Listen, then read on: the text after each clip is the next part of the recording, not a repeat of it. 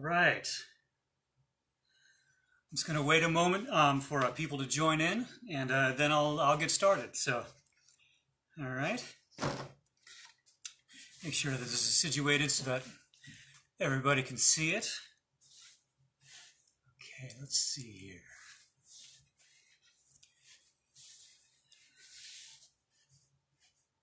All right. Well, welcome back to the second Curator Live, the Chats with the Curator. I'm going to actually be doing this every Monday at 2 o'clock, and I got a pretty good response last time, and so we'll keep it going. Today I got some really cool stuff to show you, some really interesting things. And the first thing, obviously, that I'm going to show you that's sort of sitting right here is kind of hard to miss, isn't it? Is this large punch bowl. This is a punch bowl that was made by a firm called Furnival and Sons. The firm was in the 1800s, was manufactured, was started in the 1800s. And this punch bowl, date-wise, it didn't actually belong to James Monroe. It more likely belonged to his grandson, or to his son, excuse me. So this would have been passed down to the family. It would have been a cherished possession. And according to our records, they were well aware of that it belonged to the Monroe family and the significance of it as it passed down through. So what's going on here? What is this thing? What's happening? Obviously, a large punch bowl used for occasions, for fancy dining, things like that. But we all sort of, in fact, a lot of families now may have something very similar to this. So this is not something that has disappeared in time. This is not an artifact that has gone away. This is something that we have recycled over and over again with our punch bowls and fancy decorations and things like that. But this one in particular is pretty cool. How is it made? How do they make this thing? Well, they would turn it on a wheel, actually, believe it or not. Today, a lot of the bowls are made from press. They're made through a manufacturer line where they have slabs of clay and then they press it down and they do it in, or it's made through casting, which they would pour liquid clay into a pre-made cast or a pre-made plaster of Paris mold. And they would pour it in there, and they would create it that way.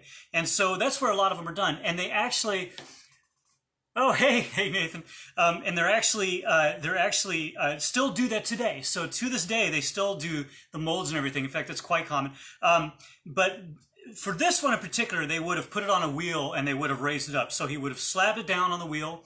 The potter would have put the big old slab of clay, and then he would have centered it as the wheel goes around, and he would have centered it, and then he would have put his thumbs in, and he would have slowly dragged it out till it got bigger and bigger, and then go up and everything. This one is a creamware, which is a little bit different, and Furnival and Sons is part of a vast collective of potteries known as Staffordshire. And so it's kind of cool because today we always hear about Staffordshire. It's like, well, what exactly is Staffordshire? What is it? We always hear about it, but what exactly is it?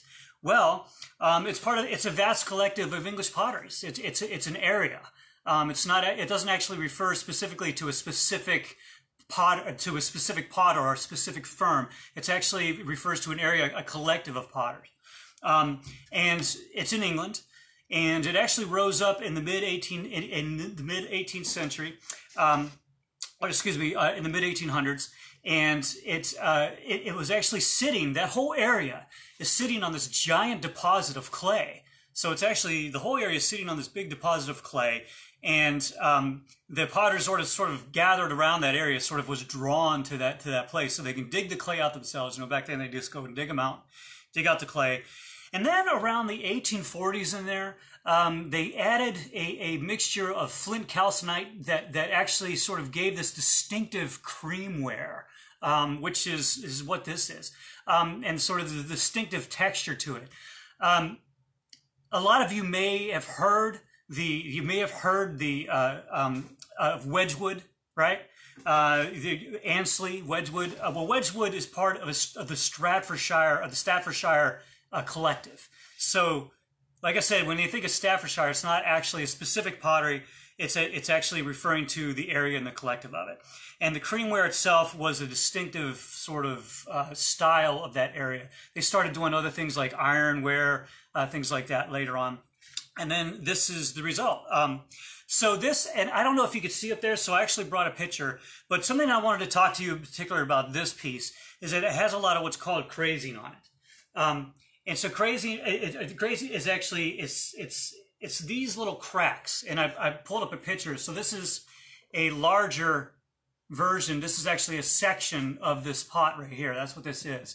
And so I brought this here for you so you can see a closer look. And what I'm talking about is I'm talking about these little cracks that you see. And a lot of times you'll see those in your old pottery. So some of you, oh, hey, Honor, how are you? So some of you may have old pottery that you had around for the generations you had around, and they actually have cracks in it like this crazing in it. And so you're like, well, what is that? Why does that exist? What's happening? Well, I'll tell you exactly what it is. The first thing I'll say is that you actually can still use the pot. If you have this on an old bowl, you have this on an old piece of porcelain from back in the day, you can still use it. Don't worry about it. These cracks are actually not part of the body of the pottery itself. These are actually separate from the body. These are actually part of the glaze that is over top of this pot. And what happened is, I don't know if you can, hopefully you can see that pretty well. What has happened is, as if the pottery and the glaze weren't exactly quite in mesh whenever they were firing it, they actually, oh, hey, Tara, they actually, whenever over time, through various temperatures and fluctuations and things like that, you're going to get temperatures and humidity, and this is a period over time. The clay body itself the clay will shrink and expand and do all this sort of thing, and it will do that in a different way than the glaze. So the glaze is actually set in a different way than the body itself. And so what happens is, and they don't like that. They don't like that very much. So you have the body sort of shrinking in and shrinking out, and then you have the glaze over top of it not reacting well to that and going, hey, what's going on? And so over time, you start to develop these little tiny, interesting, again, I'll sort of pull this up, interesting sort of cracks that happen into the body itself, into the piece. So that's what's happening when you see this on the old pottery. So don't worry about that. In a lot of cases, that actually, in my opinion, I think it sort of adds character to I think it adds character to the piece. I think it's kind of cool. But, it's up to you. It's in the eye of the beholder, and it's your piece. So you can actually still use them even if they have cracks like this. So, and what I'll do is I'm going to actually move this big fella over a little bit, and I'll show you a little bit about the differences between the different types of pottery. So this is a creamware, and it's actually, here, let me move this over actually, and I'll bring up this other piece. I just want to lug this whole thing over. And here, let me get this here for you. All right. Okay. What I have here is I have the different types of pottery. I have an earthenware. This is an earthenware pot. And I have a stoneware pot. And then I have a porcelain pot. And these are all the same size. And I know that you can't feel it at home, but I'll sort of describe the differences here. I actually made these. I pulled them out in a wheel, and I fired them. I do some pottery on the side. And the earthenware pot, people wonder, well, what's the difference between earthenware and between stoneware and porcelain? What exactly is the difference? Well, really, a lot of the main difference, of course, you have clay difference, but really the deciding factor in a lot of it is the temperature at which it's fired. So when we're looking at this, we're looking at, the difference between, earthenware and stoneware. What's the difference? Well, it's really the temperature at which it's fired. And don't get me wrong, and there are clays that are specific to different types. So there's some clays that do better with earthenware, some clays that are very specific to porcelain, to be fired to porcelain. So the earthenware is fired up to about, generally below 21,000 degrees. 21,000, excuse me. 2,100 degrees. 21,000, that's a bit extreme, don't you think? 2,100 degrees. Fired below that, you're generally going to get an earthenware. And so the earthenware is going to be a little bit rougher in feel whenever you pick one up and you feel it. Oh, hey, Lux, how are you, man? It's going to be a little bit different. And so it's going to feel different to you. And then you have the stoneware right here, which is fired between 2010 to about 2,300 to 2,370, around there. This is actually, and Lex, you may actually have some of these at home, some of these stoneware. Stoneware is going to be a little bit more solid feeling, if that makes sense. Whenever you pick it up, it just has a little bit more of a toughness to it, a little bit more of a thick skin, so to speak. I know it's a little strange, but yeah, it's a little bit more of a thick skin. And the difference between, one of the big differences between the two, the earthenware and the stoneware, hey Blake, is that the stoneware is going to be vitrified. And what I mean by vitrified is that the stoneware is actually going to be a water, it's going to be able to contain water. So if I were to pour water into here, and I'll just let it sit down, I was going to let the earthenware sit down, and then I was going to pour water into the stoneware, and I would just let it sit down, just let it sit.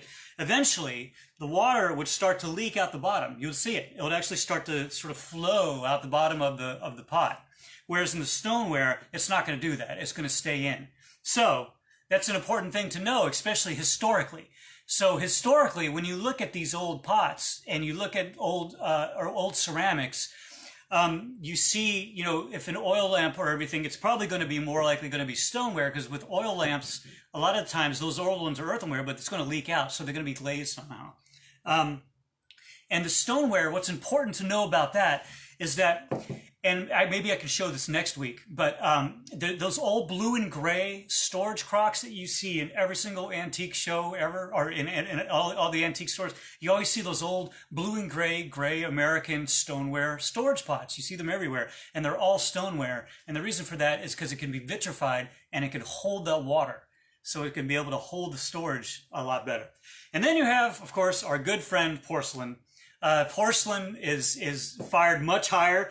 It's going to be between 22,000 and, 2,200 and 2,600 degrees. So think about that. 2,600 degrees, you're starting to get close to smelting temperature. That's a whole lot.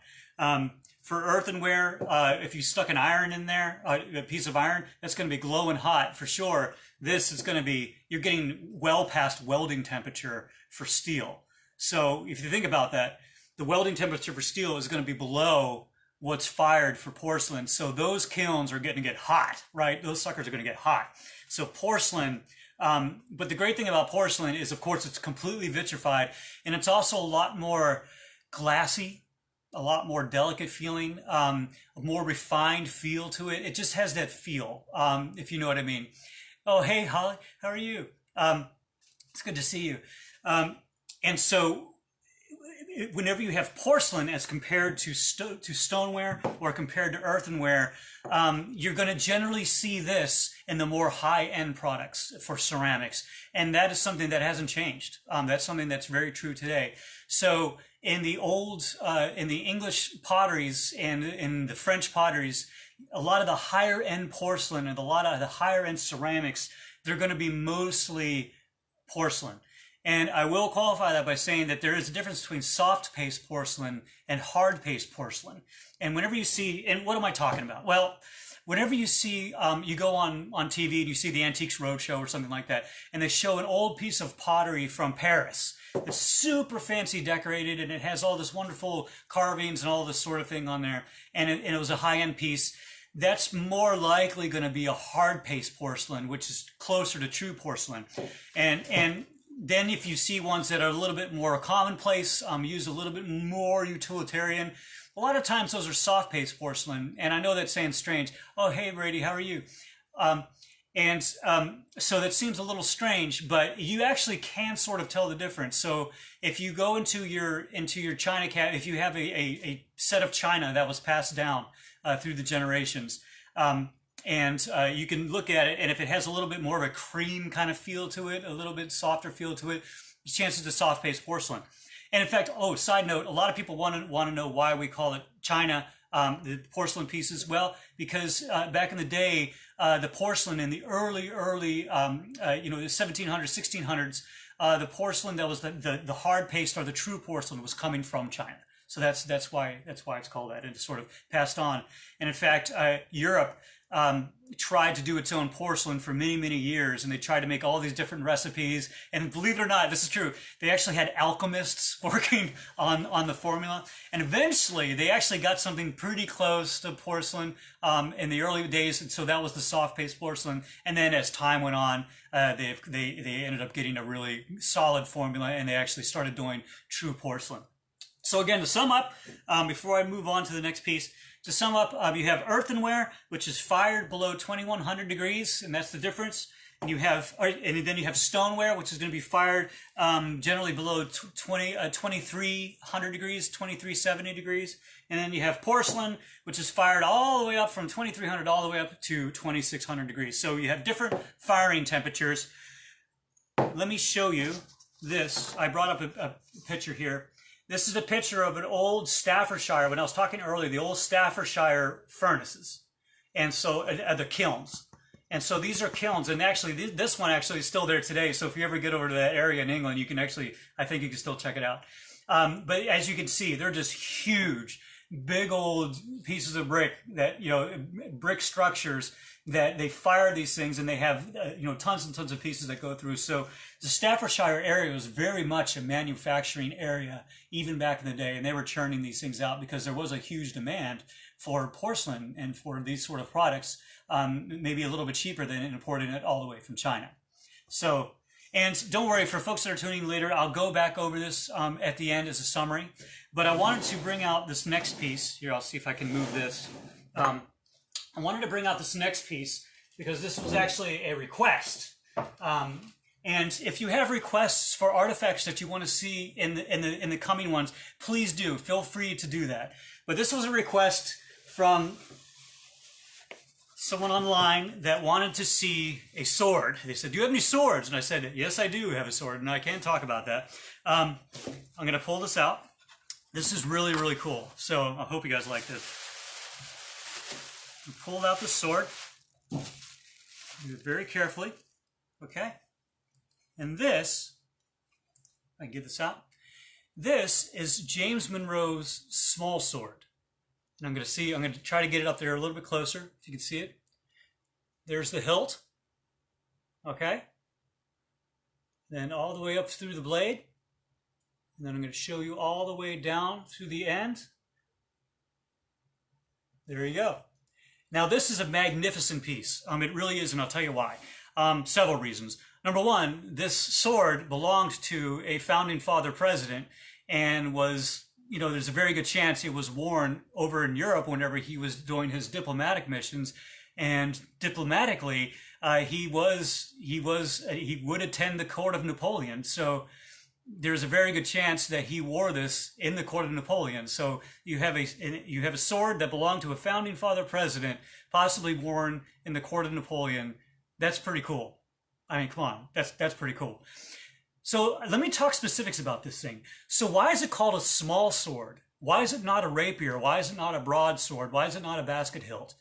Why? Well, when they call it a small sword, that's the name that came up simply because it was a little bit smaller than rapiers, but it doesn't actually mean that it's a tiny little miniature sword that's sort of for decoration. That's not what that means. In fact, I have a good friend, Larry, he's a sword combat choreographer, and his small swords here, they can do the ones that he has, he likes rapiers, but the ones he has can do a whole lot of damage if they wanted to. So these were not purely decorative. However, having that said that, what's kind of cool about it is that in some ways they kind of were decorative, because what they were saying was that I'm a gentleman of stature and I belong in this room with other gentlemen of stature, and I have this sword here to sort of show off my gentlemanness of stature. So it's sort of like wearing an expensive Rolex watch in some ways. We're sort of showing that you had a bit of a status. Let me show you, for people that are just tuning in, let me show you a little bit closer. So whenever you see one of these, so if people look at it, they might think to themselves, well, it's not as big as like a big claymore or a big old two-handed sword that I see on movies. Would it really do a lot of damage? And the answer is absolutely it would. You have yourself a big old piece of steel. This is probably a carbon content of around 1060, something like that. And it's fast, it's light. And so if you got into conflict, you could absolutely, hey Blake, you could absolutely do a lot of damage with this, and you can absolutely kill somebody. Yeah, that's very true, Nathan. It really does. It's amazing. The sword, and specifically with it, the sword itself has a cast handle. So I don't know if you can see this. Well, thank you so much, Andy. I appreciate it. If you can see it, it's actually a cast on there, so it's not built from scratch in the sense that it was carved down. Nope, it was actually cast iron, and so it was placed around into the ferrule. How they would make this is they would forge the blade out first. Okay, so you have the basic shape of the blade. You probably won't be able to see it, but maybe I can show you a little bit. If you can look kind of closely, and I'll turn it a little bit, it actually has a triangle shape to it. So it's sort of a triangle. That gives a little bit more stiffness. See, can you see this up here? Up on the top, the sort of ridge going down. And if I turn it this way, you can see the inside. It looks like sort of a long fuller on the inside here. So the back part of it would give a good ridge. And so it would give it that sort of steady feel to it. So if you fling it around, because if you're in combat, you're not going to be standing still, right? You're going to be moving it. So you're going to want this to be as strong as possible. They would forge the blade out so that there would be a hardness to it, but also a flexibility. That's very important to know when you're looking at these swords. You want that flexibility. Hey, Matt, what's going on, Matt? And you want that flexibility in there so that it doesn't break. And if it does get damaged, that it would bend rather than break. Okay, so that's really, really important to know. That you want a sword blade, especially for these are actual, could be used combat sword blades. You want them to be flexible yet hard. Well, how do you do that? How do you make it flexible yet also have a hard edge to it? How can you do that? Well, that's in the heat treat process. So they would forge this out, right? They'd get it more or less to shape. And then this is just the blade itself that I'm talking about. And then they would dunk it in an oil quench of some kind. Hey, bro. And they would dunk it into an oil quench of some kind. And what that would do, they would heat it up red hot to about maybe 1600 degrees in there somewhere, 1650. And you would see it would be sort of a cherry red, the heat of it. And then they would dunk it into the oil quench. And they would pull it out. Now, whenever they immediately pull it out of the oil quench, it's going to be super hard, almost to the point of being brittle. You don't want that. You don't want that for any hard steel. You don't want that for any knife edge, or any blade at all. So you have the initial process, which is the initial dunk, and then you have and you pull it out, and the initial quench, and it's going to be nice and really, really super hard. And so how do you get rid of that but retain the hardness? Well, then you do what's called tempering it. So you actually temper the blade by bringing it up to, for a sword, you're probably going to want to go above 470 degrees, somewhere around there, maybe between 470, 500 degrees, maybe even a little bit more.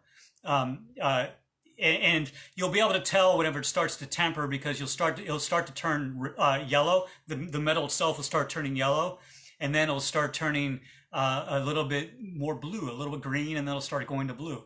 And so you're tempering out the blade. So what you have then is you have yourself a sword that can be really, really strong and hard, but you also have a sword that's flexible for combat because you're going to want it that way. You don't want it to snap, right? You want it to break.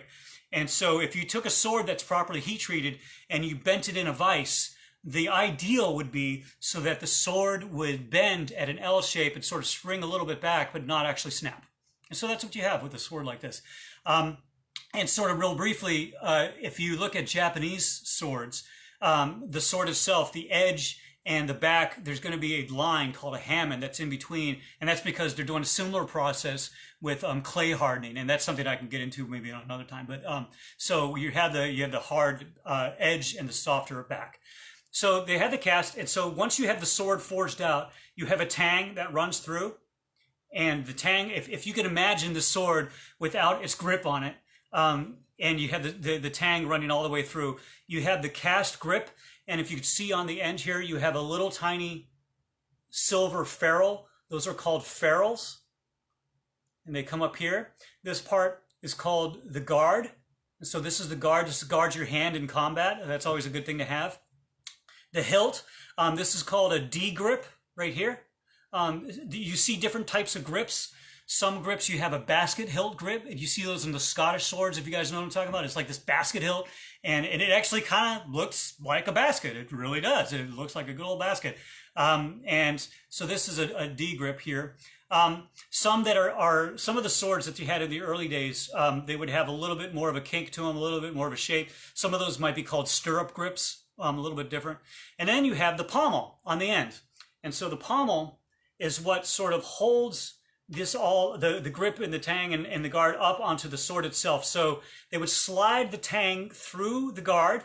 Okay, if you can imagine that inside is sort of sliding through, and then they would attach the different elements. You would attach the guard, you attach the D grip, and you would attach the grip, or excuse me, the grip to itself, and then you would attach the pommel, and the pommel on the end.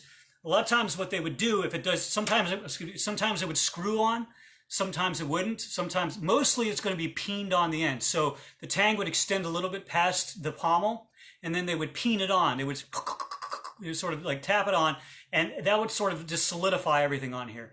In a lot of cases on these grips, there would be glue of some kind in the middle. These days they use JB Weld or something like that. But back in the day, there was various various glues that they could use. They did have glue back in the day. Some of them could be honestly made out of horse glue. And they could do that also to give it that extra sort of solidification. But if it's properly peened on there, you wouldn't necessarily have to do that. So you wouldn't necessarily have to have it. And to use any sword require a grip. That's it. Oh, look at you, that pun. So that's what's happening with this. So you have a nice solid grip, and then you'd have this. And so a gentleman like James Monroe, back in the day, would have this as a particular status. And something else I'll just talk about really briefly that's kind of cool about this sword, and specifically related to James Monroe, is if you look at it, it's a very nicely done sword, right? It's very well decorated. The good casting on it. It's really, really well made.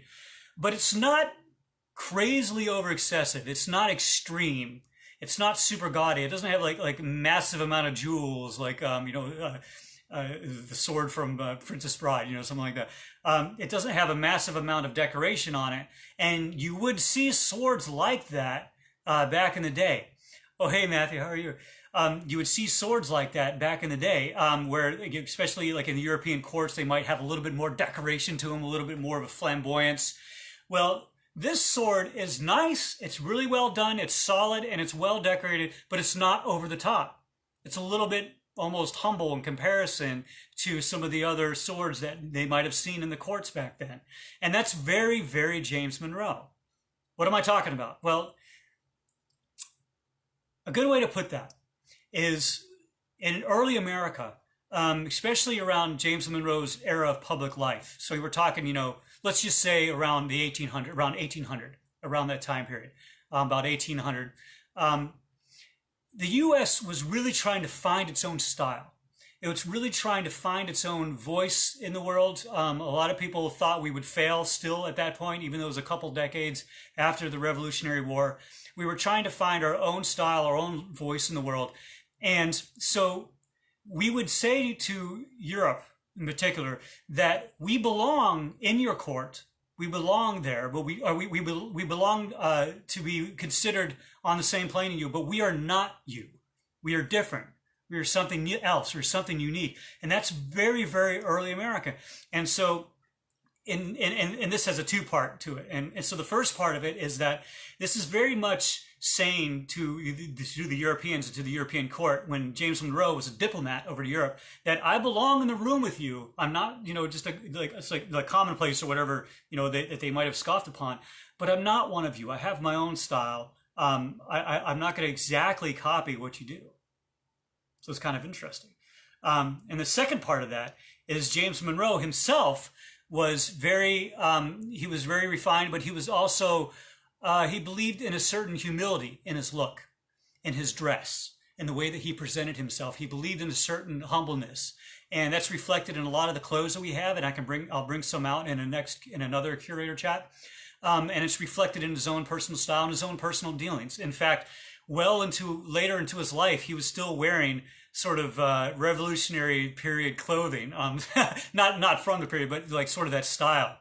And so this was very reflective of James Monroe's personal style. This was saying, I belong in the room with you, but I'm not one of you, and I am elegant and I am accomplished, but I'm not, but I'm humble. I'm also humble. And that's what this is saying. And that's what I think is really, really cool about artifacts, because they can tell you many different stories. Think about that. Oh, hey, Michael. Think about that. All the different stories that an artifact. Think about all the stories that this one tells you. It tells you how it was made.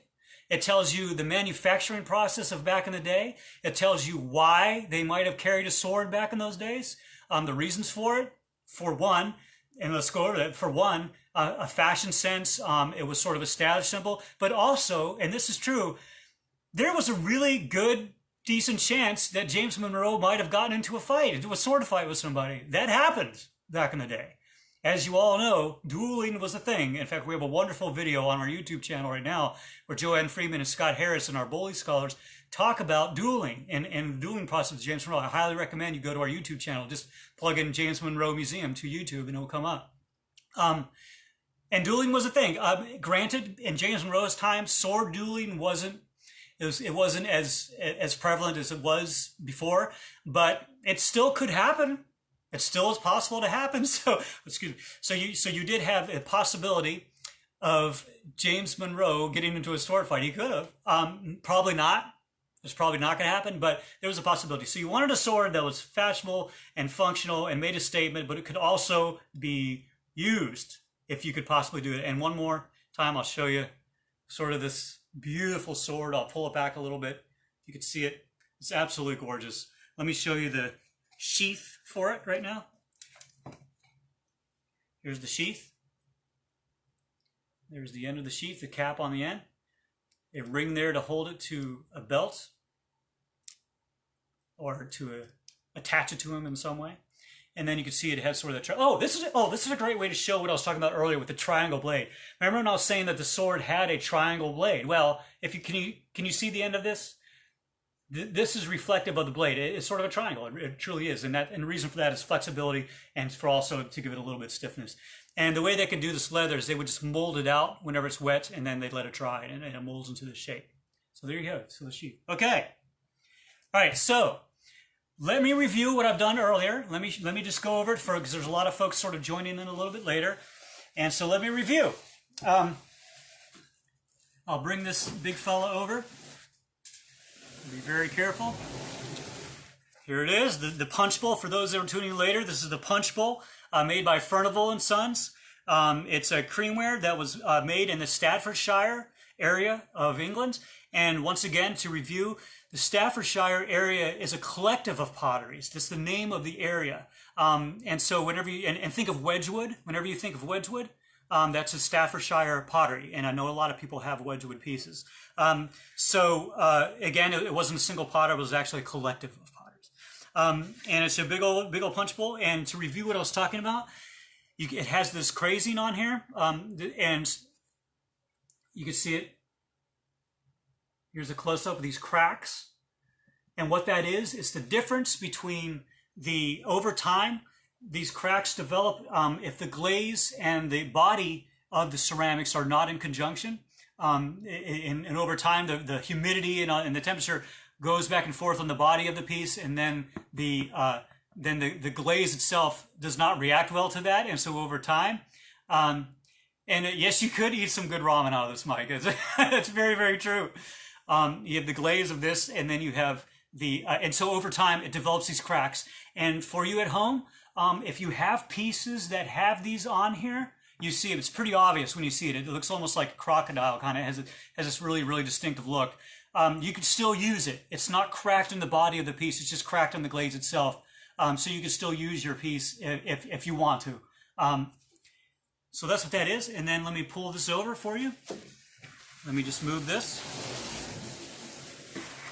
And then I'll bring, and to review this for those just joining in, you have earthenware, and you have stoneware, and you have porcelain. And really quickly, the difference between them is some of it is in the clay, but a lot of it is in the firing. So earthenware is fired below 2100 degrees usually. Stoneware is going to be fired between 2000 and 2370 degrees, somewhere in there. And then porcelain is fired all the way up to 2600 degrees. And the difference is with earthenware, it's not going to be vitrified, so you're going to have water pass through. That's important to know historically when you look at artifacts. And the reason for that is because if it's an earthenware pot, or if it's earthenware, then it was meant to be used for some kind of liquid process or something like that, usually. And so, because once it's stoneware, then it's vitrified and the water doesn't go through. Same exact thing with porcelain. Porcelain is very much waterproof. It's vitrified, and it goes. And it's a little bit more refined, a little bit more, for lack of a better word, if you look at it, a little bit more classy, I guess, if you could say. Although, in my opinion, there's not much difference. But and the porcelain is going to be what you see when you see all those super fancy antique pottery pieces from Paris, those old porcelain pottery pieces. That's what that's going to be. So anyway, we've been on for a while, and thank you all so much for watching. I really, really appreciate it. This has been great. And thank you for all your wonderful comments. And like I said, we do have some wonderful videos also on our YouTube channel. Oh, hey Pam, how are you? It's nice to see you. Thank you for joining. And I appreciate all of those. Oh, and to review one more time with the sword, so I can go over that again.